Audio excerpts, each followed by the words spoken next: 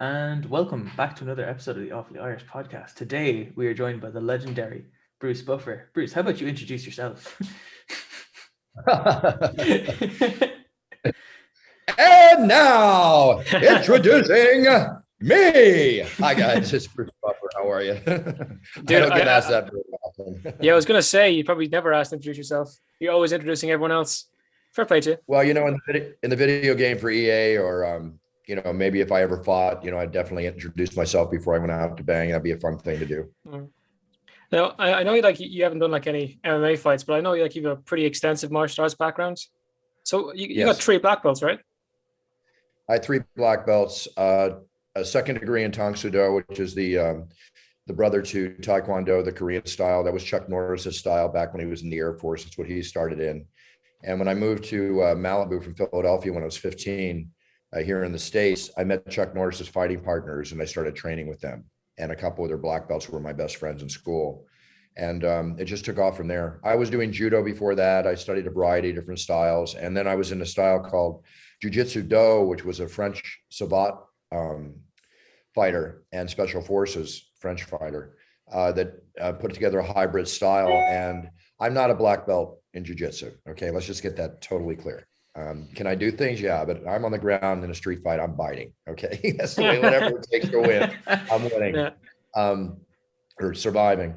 So I used to teach his black belts and train them in striking because I always found that in my training, ground fighters don't always adapt to striking very well, where strikers adapt to ground fighting much better for some reason. There's a lot of ground fighters are loopers, right? Yeah. I'm always straight down the pipe, just like boxing, short moves, full body movement. And I would train them in striking. And after about 8 months, 9 months, I go to the dojo one night and boom, he pulls out a black belt. We're all sitting down. He presents me with a black belt as an honorary black belt for all the work I did with the students. But I'm honored. I love it. But I'm not a black belt in jiu-jitsu. But I'm a black belt in jiu-jitsu do. Honorary. I'm pretty sure you've done some training with the likes of Hoist Gracie, right? We did your research. It was about 1991 or so. It was 2 years or so before the UFC ever started, and I was kickboxing a lot. And a film director named John Milius, who's the man that actually designed the octagon with Hoist Gracie back in UFC 1. They originally were going to put a moat around the octagon and put dangerous fish in it with walking over the moat into the octagon. John Milius did the movie Conan the Barbarian. He wrote and directed the movie Conan the Barbarian with Arnold Schwarzenegger. Red Dawn, you've probably heard of, and stuff like that. He has a very creative mind. And he was also a writer on the movie Apocalypse Now. So they decided that, but it didn't happen. So he called me up one day and said, look, I know you're kickboxing a lot. Come train jiu-jitsu with me. And I said, I've trained some jiu-jitsu. And he goes, well, you never trained Gracie jiu-jitsu. Yeah. So then he took me over to his studio in Torrance. Long story cut short, we get there and walks this 6 foot tall, skinny kid, maybe 21, 22 years old. I'm all, big and strong, kickboxing and doing all the stuff that I do. And I had, in all the street fights I've ever been in, you always go to the ground. So it's not like I've never been on the ground, but he took me into a room and he said, come with me. How are you? My name is Hoist. And he takes me into one of his dojo rooms, all, matted up, walls, floor, everything. And he goes, I understand you're kickboxing a lot. I understand you're a kickboxer. Come at me. Take my head off. Literally just like that, right? You can imagine Hoist saying that, right? Yeah. And then I go, you want me to put on some gloves? And he's like, no, come at me. So I'm game. I went at him, boom, boom, boom. About 45 seconds later, he's underneath my punches, takes me down on the ground. He's got me in a side choke. I'm going out. He goes, tap, tap, tap, right? So I tap and I never forget it. He gets up in the guard and straightens out his gi and he says, see, isn't it nice not to get hit in the face, right? Well, in my head, even though I'd experienced ground and pound and beaches and everywhere else, but this was different. There's something about this that really took off. And the biggest mistake I made in my martial arts career, shall we say, as far as a student, was that I didn't continue to study with Hoist. It was too long a drive to get to his dojo because I would have been, black belt under Hoist Gracie, within 10 years or so, I would think 10, 11 years. He doesn't give them out too easily. Yeah. But that's my one regret in my martial arts training history. Yeah. Yeah, he was a bit of a beast, so he was. But he's a beast. Yeah. We see each other and we laugh about it almost every time we see each other, so it's all good. Considering where we've gotten today. Yeah, definitely. So that's one of the lads you've had the pleasure of fighting with and training with. Another one that's of note is the one with Frank Trigg, the one in the elevator. So yeah, dude, you got some. You were saying a second ago, I didn't have much of a fighting like professional career there, but you got the amateur one going there with some big names. I figure if you're gonna do it, you might as well do it right? How'd that happen? I always say you should train with better people better than you to get better, right? So if you're going to fight, maybe fight people better than you to get better. Win or lose. It's real simple. You guys saw probably the UFC folklore animated story they did, which Dana White called me up the day that was done. He goes, Buff, this is the best thing we've ever done. You're going to love it. Just wait till you see it. Quite frankly, the only reason that story came out was because of Dana, because what happened is that we were on the 10th floor of the Hard Rock Hotel. We just finished a UFC fight night, Ultimate Fighter show. And we had to stay in town for another 5 days for a second Ultimate Fighter show. So I was, at the Hard Rock for a week. So I was after the show, adrenaline's pumping. I meet Mike Goldberg and Frank Trigg in his room. We have a drink and we're going to go out to dinner, and then I'm going to go out to a club and party or whatever. So we're going out to dinner and we get to the elevator, opens up. There's Dana White, his security man, Tom. So we're walking in, doors are open. Frank goes in first, immediately, Dana, when are you going to put me back in the octagon, blah, blah, blah, blah. And I'm like, okay, cool. This is after I think Frank lost 3 fights and he was out of the UFC and he wanted to get back in, with all respect to Frank, because we're talking about one of the top 10 best welterweights in the world at one time. And Dana's saying whatever. And Dana had a watch on, and I'm a watch freak. Okay. I love Rolexes. I love, Patek, Humbla, all those. I'm just a watch freak. Okay. What do you have at the moment? I've got the green Submariner Rolex, the anniversary edition. Lovely. That's pretty nice looking. Yeah, it's really nice. It's got little Ireland respect there with the green bezel. I make sure I wear it when I go to Dublin. Gotta do it right. You must have loved Conor McGregor's watch that he bought recently. He probably appreciates it too, but he's got ones that are much more expensive, I'm sure. It's my St. Patty's Day watch. If I'm wearing black and they go, you don't have green on, I just show them my watch and I'm safe. So I said, Dana, what do we reach in? And because I interrupted, and picture an elevator like this, Dana White and Tom here, Trigg over here, we're walking in, I'm here, I go to say hi to Dana, I get a ridge hand in my throat from behind. I mean, literally from behind, cheap shots in my throat, okay? Don't do that. So I turn around, I said, Frank, you hit me. Why the F did you hit me, right? You know what F means. And he looked at me, he said the wrong thing. He goes, what are you gonna do about it? I just immediately reacted, streak kicked in, popped him twice. It's on, 10 floors. Elevator doors are closing behind me. We're going at it. Dana and Tom are up against the wall. Goldberg's up against the wall. Things are happening. He winds up kneeing me and one of my friends. And, I pushed him against the wall. He comes back and now the doors are opening. We're on the bottom floor. And I don't know how many punches we threw at each other, but it was fun go. And then I said, nope, we're done. I threw my hands in the air because I don't know if you know the Hard Rock Hotel. I'm always aware of where I'm at in a fight, what's happening. I try to be aware where I'm at because you always want to get your back to the wall. So you never worry about behind you. If you're in a group fight, you want to just worry about what's in front of you. I hope you never get in a fight. I'm not saying do that, but in case.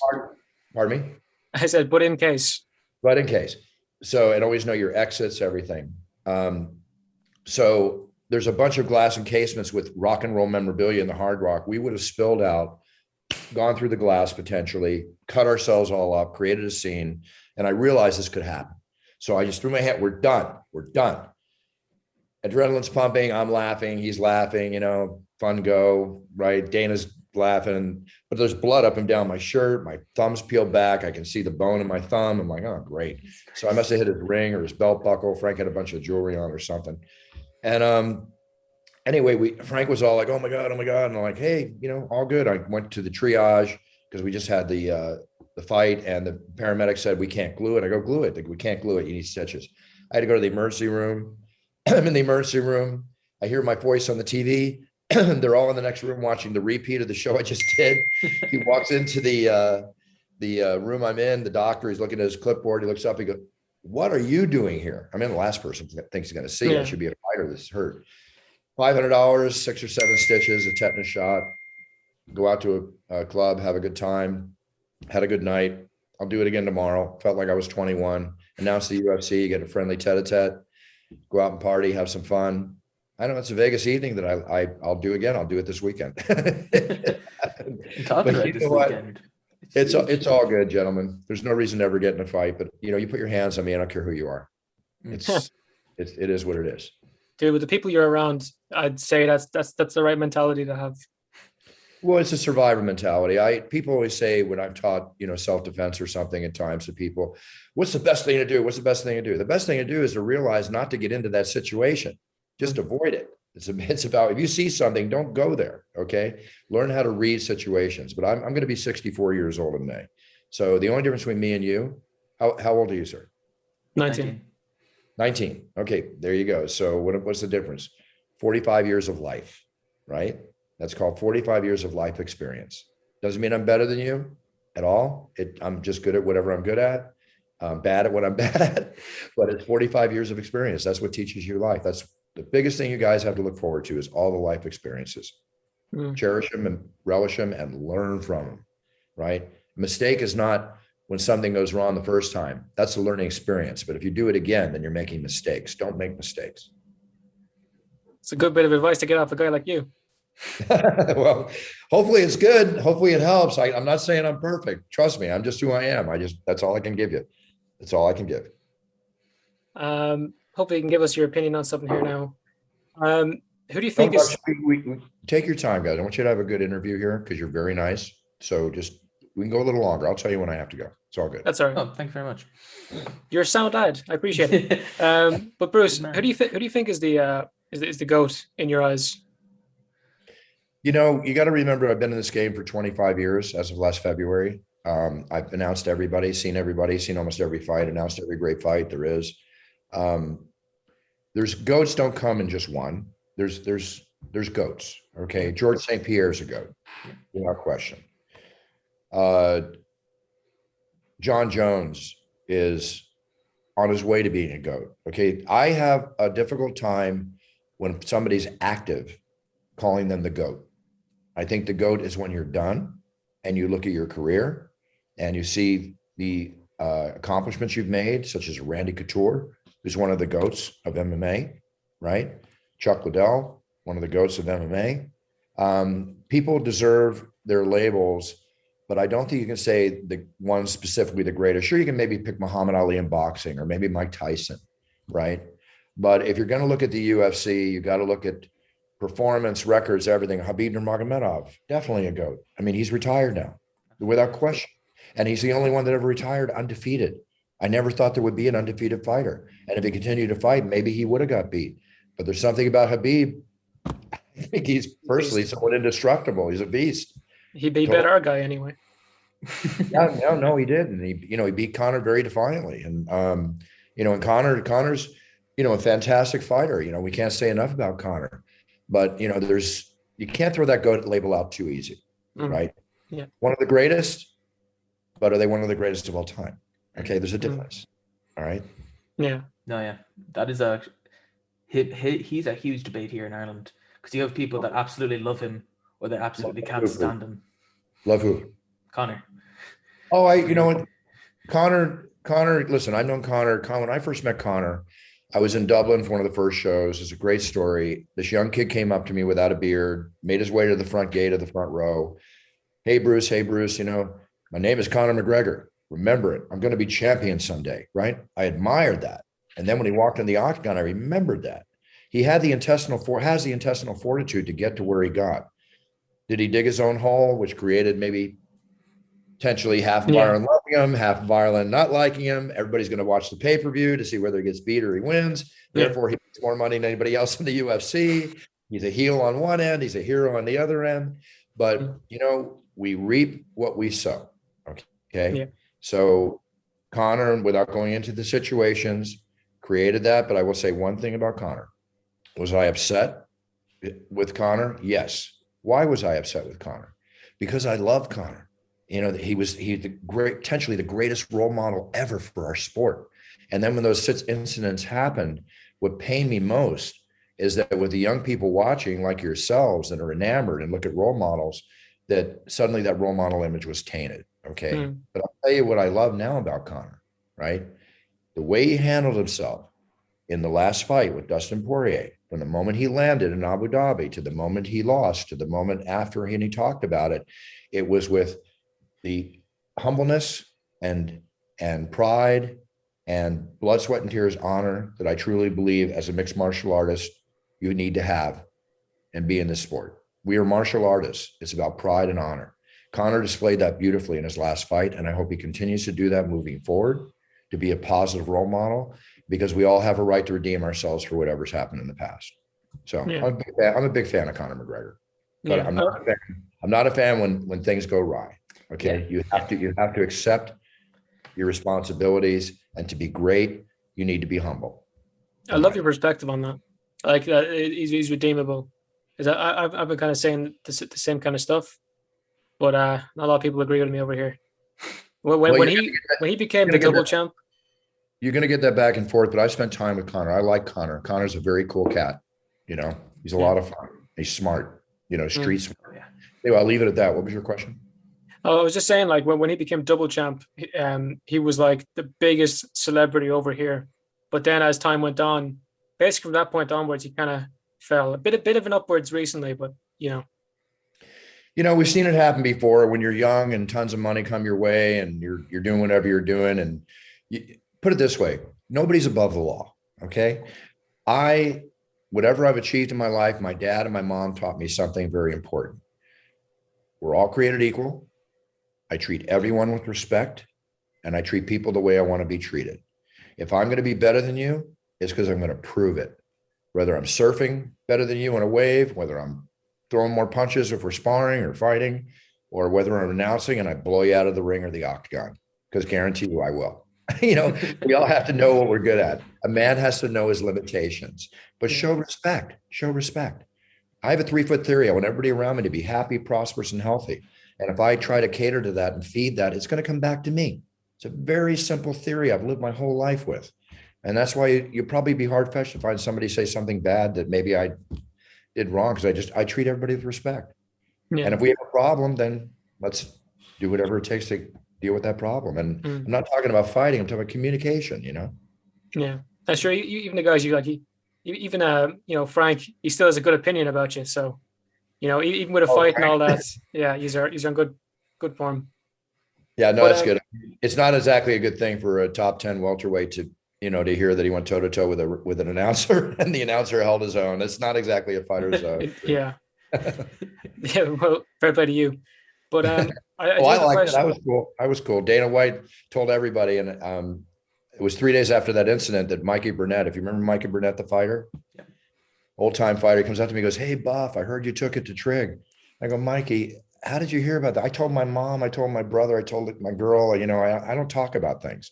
I come from the school that those that talk don't do and those that do don't talk. And he goes, "Dana's telling everybody." I go, "Okay, great." Yeah. That's pretty good. That's pretty good PR. But I did have a question about, like, if you ever get nervous, because you're announcing in front of millions of people. Like, the sport is gigantic, but you're so confident there. Like, I've never seen a chink in your armor.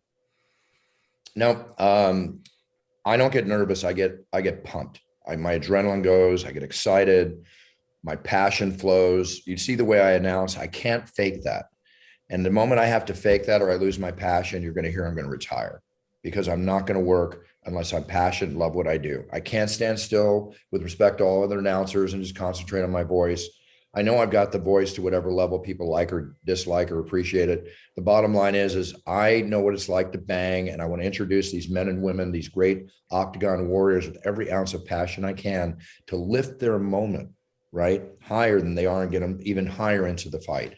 And the fans watching, the show's not about me. It's about the fighters and the fans. And I'm there to do everything I can to create excitement for both.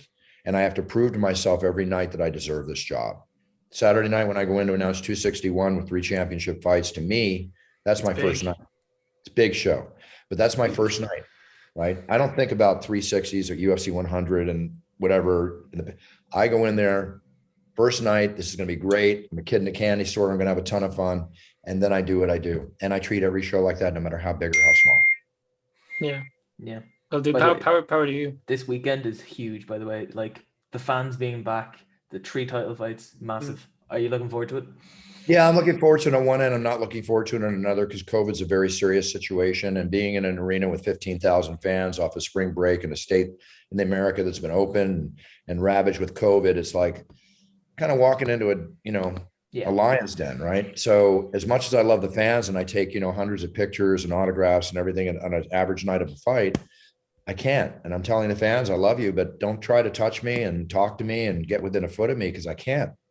I got to protect my family. I got to protect myself. I'm there to do a job. Love you, want to sit and talk to you, want to buy you beers, want to do everything, want to drink a bunch of Guinness, whatever, but I can't do it Saturday night. Can't do it. I'm going to be warm and it's going to be a blast feeding off all that energy as it always is. Absolutely. But power to you for kind of taking that stance. Because, it is one of those things, like if you want it to continue, of course, like Dana White and the sport as general wants that to continue, everyone has to be pretty damn careful. Have to be in the UFC safety protocol. And look, let's face it, Dana and the powers that be brought the UFC back and we showed the world how to have a show COVID safe, right?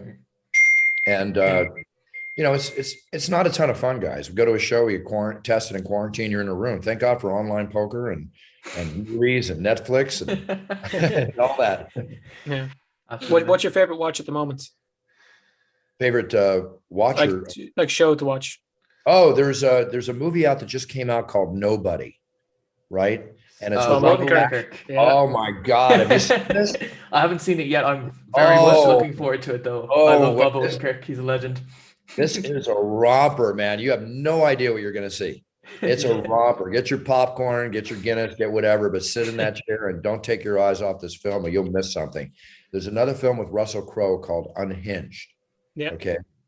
That is another wild, both violent movies. I don't mean to just suggest violent movies, but I'm a movie buff. My whole house is filled with like the James Bond posters, the original Dr. No, French Dr. No poster. My whole house is vintage movie posters. I've been a movie buff my whole life. Love movies. Yeah. Yeah. At least everyone can tell now, like what you're watching. Give that a go. What was I going to say as well? When you were saying like you get really into doing the announcements, haven't you also like injured yourself while doing them before? Yeah.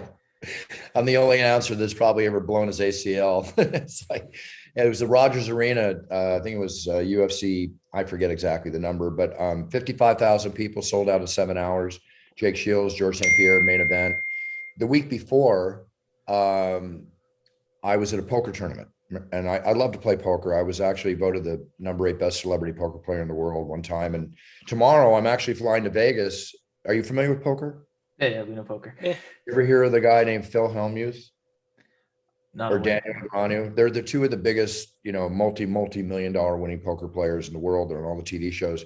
There's a show called Poker After Dark. I'm flying into Vegas tomorrow to play those two, Maria Ho, some people from DraftKings and what they call a single table tournament, about 6 or 8 of us. We're each putting up $10,000 and the winner gets 50 and second gets like 20. And we're going to play for 6 hours. So here's my schedule, guys. I fly into Vegas tomorrow morning. I get tested, quarantined for 3 hours. I play hopefully 6 hours of poker, beat all these guys and walk away with 40 or 50,000. Then I catch a red eye at midnight to go to Jacksonville, Florida to land at 6 in the morning to get tested and quarantined again to announce the UFC on Saturday and then to come back home. Rockstar weekend. I'm into it. You're killing it.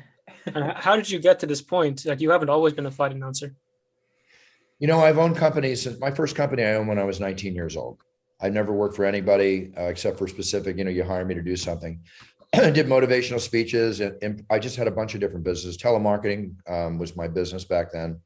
I was like the Wolf of LA, but doing legal telemarketing, not like that movie. And I met him actually. I appeared with him at an event. Pretty cool guy, but he screwed a lot of people. The guy in the Wolf of Wall Street. Yeah, Jordan. Jordan. So when I met my brother Michael late in life at 29 years old, I had 2 companies and I had a beach house and living an incredible life, making amazing money back in like 94. But I was burned out. Remember I told you about passion? I'm all about passion. I was burned out. I was going to work. I was doing everything, but it's by the numbers. I wasn't happy, even though I'd had such a great lifestyle. But I did it because of the lifestyle and taking care of my family. And when I met Michael, he never even trademarked that phrase properly, never made a hat or a T-shirt. And I was at an event one time, Riddick Bowe, Evander Holyfield, November 16th, 1992, if I'm correct. at Thomas and Mack Center. And when I saw everybody going crazy with his voice, and when he did the Rumble, let's get ready to rumble, and everybody going nuts, I went back to my room and I wrote pages and pages of notes of how I would manage his career and make toys and video games and movies and TV shows and trademark this phrase and make it part of American culture in the world and put it on the tongue everywhere, with him doing it as wonderfully and as eloquently and as amazing as he did. And I met with him and I said, look, I want to sell both companies. I want to make you richer, more famous than you ever dreamed, hopefully myself in the process. I'm going to do this. I'm going to this, games, da, da, da.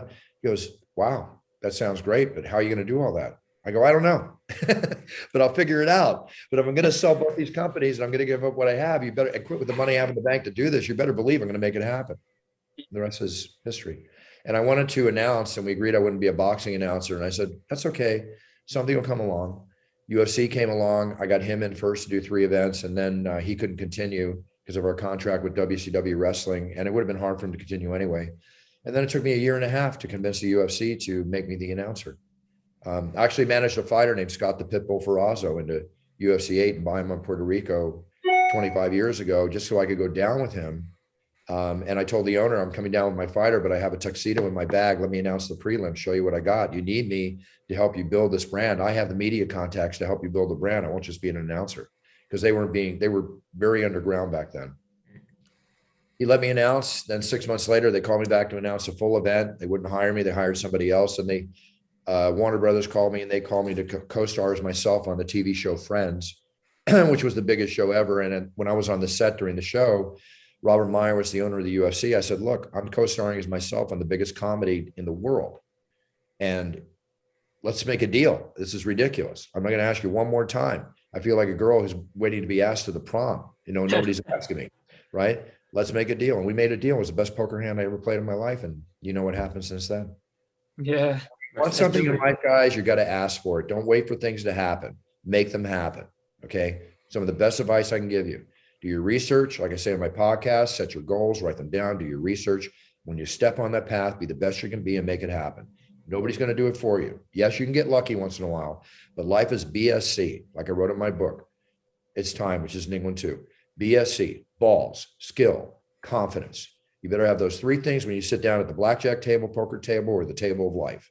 And you still need a 20% luck factor, which hopefully comes in. There you go. Simple. There you go. Simple. There you go, from the horse's mouth. Yeah. Yeah, I look like a horse once in a while. Quite a long face. Actually, I wanted to bring up this other thing that you became really relevant for fairly recently. There was like you do Cameo anyway. That whole thing. I do a ton of Cameo. Breakup video that went viral. Yeah, that the guy sent that video in. I would never do a breakup video. I'm a classy guy. I treat everybody, like I said, with respect. But he wrote it in a way, it was like she was getting a new house, or she was getting a new car. So it's time to move on, meaning get rid of the car, get rid of the house, get a new. He wrote it like that. He didn't even say it was a breakup, right?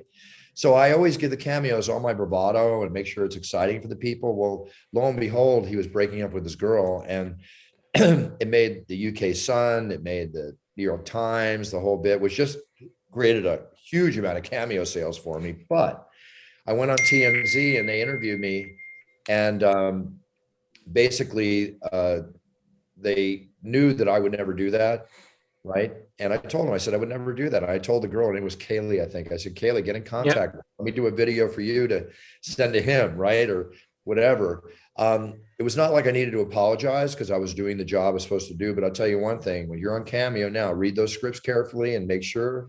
And now if I'm in question about anything, I ask back, I write a question back.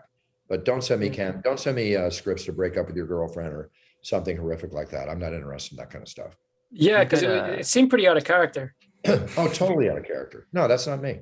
Not me. But again, it's like Conor McGregor. Half the people loved it, half the people, whatever. It's like, there's a saying in life, say what you want to say about me, just spell my name correctly. But no, in no way was that purposeful on my part. Yeah. Do you get many weird cameos? I mean, I know you've done loads of announcements, like you did announce Michael Buffer's wedding and all this. Oh yeah, no, Michael Bisping. Bisping. Michael Bisping, my bad. Yeah. It's not bad, it's okay. Yeah, cameos, but also my website, brucebuffer.com. I've got a special offer there where I introduce you on audio or video like a champion in the cage. and a ton of those go out. I make it very reasonable, affordable, and partial proceeds go to animal, children, and military charities. But you either go to brucebuffer.com or you go to Cameo. Cameo, you can only write so much on the script.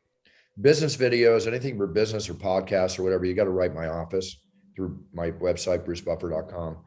But yeah, weddings, birth of babies, bar mitzvahs. Have you seriously done that? Like the Coming birth out of a now. baby? Yeah, absolutely. God. Or after they're born, like Stipe Miocic, when he's had his babies, I've done 2 videos for him, and I commemorate the day by announcing the future champion of the world. I mean, people love that stuff. Oh, wow. You know, and the thank you notes that my partner Kristen and I get, they bring tears to our eyes sometimes. It's a very fulfilling business, but it's very busy. I do a ton of cameos, and bring them on. I'll do them, but always respectful. No breakups. No breakups. Write that down. Yeah, that's rough. But yeah, you were saying a second ago about the charities you've done a bit of work with. You're a very charity driven guy. Yeah. That's something I really respect about you. And I didn't really realize the extent of it till I seen you on the Mike Tyson podcast, which was a cool interview you did. Oh, thank you. He was on my It's Time podcast last week. Seen that today. Yeah. Awesome. Yeah, that you got one hell of a podcast, 487 episodes strong. Thank you. And you just started putting the videos onto YouTube recently, right? Yeah, I put the videos. I have a video channel on YouTube. Just look up Bruce Buffer, It's Time podcast. It's a fun show. Like you guys, you enjoy your show. After I do my podcast, which I have to do in an hour today, I do it in about an hour. I feel very good. It's almost like sitting down with a psychologist, and just I rant and rave, get it all out of me, and then I go train for a couple hours. What's your plans for it? Are you just going to keep it going, or because you've been doing it like since way before even Joe Rogan did his podcast? You were saying, yeah, like 13 years. No, keep it going. Absolutely. Not too bad. Awesome. not everything in life is about money, guys. Even though there's money made, it's just that it gives me pleasure, and I enjoy it. Yeah, definitely. And I can talk about things that you can't get there, like my new bourbon, Puncher's Chance. Right? Well, that's yours. It's my new bourbon, Puncher's Chance. It's selling like hotcakes in America, only here in America now. We got a 95% taste board rating out of 100, which is it's like one of the highest rated tasting bourbons in America. Might have to give it a go. Pardon me? Might have to give it a go. Oh, it's incredible. And the name Puncher's Chance is about life can change with one punch. Mike Tyson loved it. All the fighters love it. Israel Adesanya loved it. It's a big hit. I'm very excited about it. So not trying to take over Connor's world. His is a whiskey. Mine is a bourbon. Yeah, big difference. Yeah, no, that's pretty damn cool, man. And I guess our last question before we have to let you head on. By the way, it's been a pleasure so far. Thank you. What was it like being in Hot Tub Time Machine too? You know what? It was a blast because Hot Tub Time Machine 1, if you looked at my Instagram, I recently posted a picture of me skiing when I was like 21 years old, with my shirt off. That was the same time on a mountain in like beginning of April. I'm in a ton of snow and like we're just skiing down because it was like 65 degrees and sunny. That was the same time that Hot Tub Time Machine 1 depicted in life. That was like the early 80s, right? And I lived that whole era. And even if you look at that picture, I look like one of the characters in the Hot Tub Time Machine because the way we dressed and skied. So when they called me and they said, we want you to be in Hot Tub Time Machine 2, I jumped on it. I'm like, you bet, I'm there. Let's do it. And when I went down to New Orleans to film that, it was a crazy set. They were writing the script daily. It was such a wild set. It was a very interesting experience. It was pretty nuts. If you saw that scene, you can imagine what it was like that day of filming. So yeah, it's up there. Well, it's cool you get to play yourself when you do these things, like when you're with friends as well. Yeah. But yeah. I mean, thanks for getting on. Somehow we've managed to contain our fanboying. So because the gentleman give a nice interview, and I'm respectful to that. I really appreciate it. My pleasure. I want to show you something though. Give me 1 second. In about 2 months in the UK and I think Ireland also, keep follow me on Instagram and you'll see when it comes out. But I'm releasing my own line of toiletries and cologne. Okay. Oh wow. And it's called It's Time. And check it. I just want to show you a picture of the cologne bottle, if I may, real quick. Go ahead, Please. If I can find the darn thing, go ahead and ask me a question. Don't worry.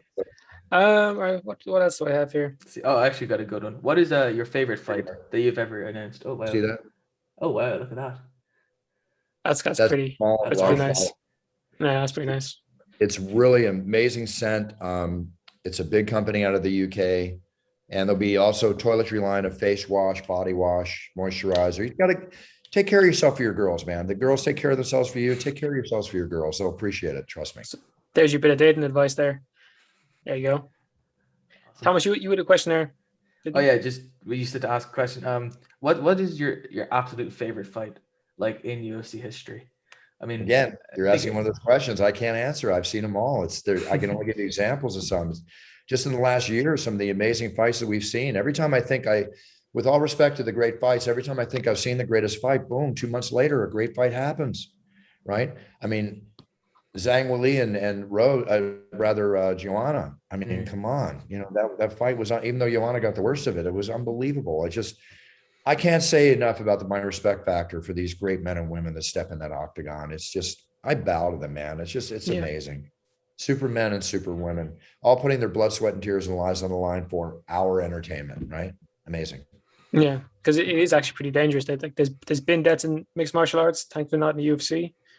There's been about 3 or 5 deaths since 93. And basically it wasn't the UFC. I hope it never happens on my watch, but if you analyze each one, poor medical, poor this, poor that. I mean, you got to take care of the fighters, right? Anything can happen. When you go into a fight, anything can happen. I don't care, you're boxing or whatever. You're putting your life on the line every time you fight, period. There you go. Ladies and gentlemen, this has been Bruce Buffer. If you got this far in the podcast, fair play to you. It's hard not to stick around for this one. But take it handy and good luck. Top of the morning, lads and ladies. Support for the Awfully Irish podcast is now brought to you by Manscaped, who is the best in men's below-the-waist grooming. Manscaped offers precision-engineered tools for your family jewels, and you're no longer need the look of the Irish with the ladies. Manscaped just launched in Ireland. We've gone years without using the right tools for the job. You can now be one of the first men in Ireland to experience their life-changing products. Your balls will thank you. Get 20% off and free shipping with the code IrishPod at manscaped.com. That's 20% off with free shipping at manscaped.com and use code IrishPod.